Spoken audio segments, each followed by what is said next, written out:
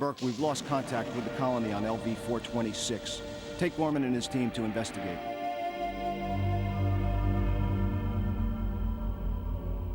We don't want anyone to learn that the company has deliberately infected colonists in order to smuggle alien specimens past ICC quarantine. Yes, sir.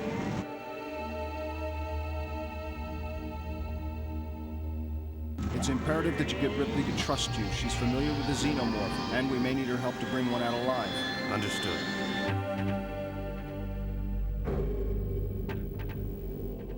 All right, understand this. The Bioweapons Division had orders to eliminate anyone who attempts to interfere. Obviously, they won't be aware of your team's mission.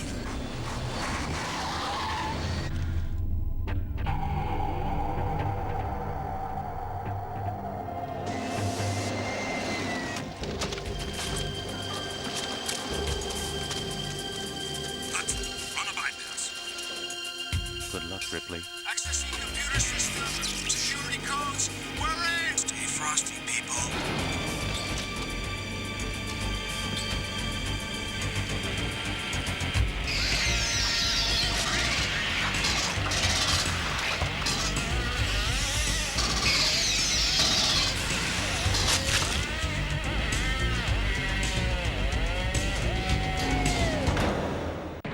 In space, no one can hear you scream. Which is fine, because you're not going to be doing a lot of screaming in this game. If you're after the scares of the movie series, you've come to the wrong game. But, is it a bad game? It's not bad, but it's nothing spectacular either. It's pretty decent for an early PlayStation 1 game. The game is set in the Alien universe, and it uses all the same gear seen in the films, but it doesn't follow the story. In the game, you play as Ellen Ripley, though it's the Alien Ripley from Alien 3, with the shaved head. But since she's supposed to be dead after the events of Alien 3, it's just a little confusing. You've been sent back to the planet from aliens, LV-426, to clear out the xenomorphs after the Marines who go in before you get slaughtered. The gameplay basically consists of a bug hunt. You're given a set of objectives, but they don't really vary a lot. It's either remove some obstacles, or find the ID tags of people left behind, and all the missions require you to kill every alien in the level.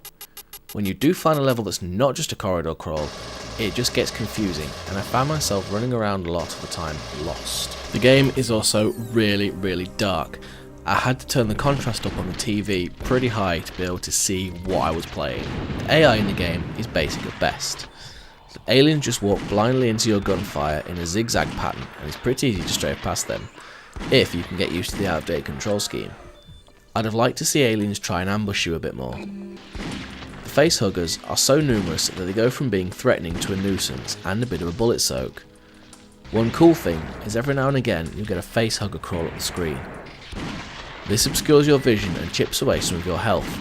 However, it can get annoying during a heated section, and if you've seen the Alien films, you should know how deadly it is to have a facehugger attached to your face.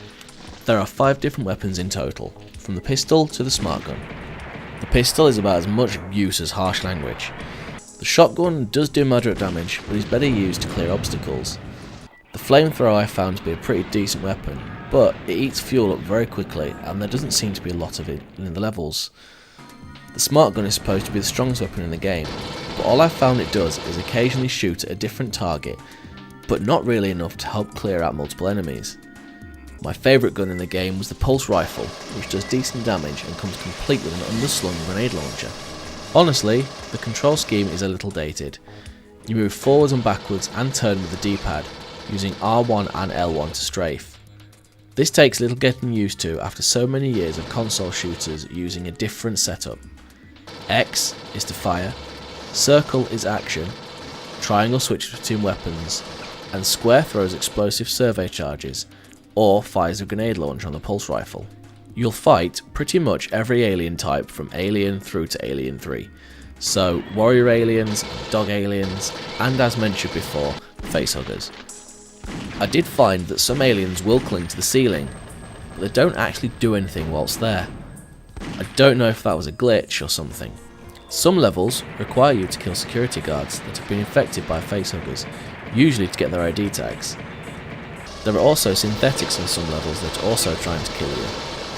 For any fans of the series, This will require a stretch of the imagination as to why these people are still alive and not ripped to shreds or cocooned by the aliens. Sound-wise, the game isn't too bad. The weapons and the aliens all sound like they do in the movies. However, I didn't find the soundtrack that compelling, and it didn't really add that much of atmosphere to the game for me. In fact, I felt like a lot of the soundtrack was used in the same levels over and over again. This is a game that's really showing its age now. The levels all feel pretty similar. The aliens look a little bit like cardboard cutouts that move, and the objectives don't really feel that much different from level to level. Like I said at the beginning, it's not a bad game, but it's nothing special either, so I don't think any collection will suffer without it, but fans of the franchise might enjoy it. Having been one of the first games I got for my PlayStation back in the day, it does have a bit of a special place in my heart.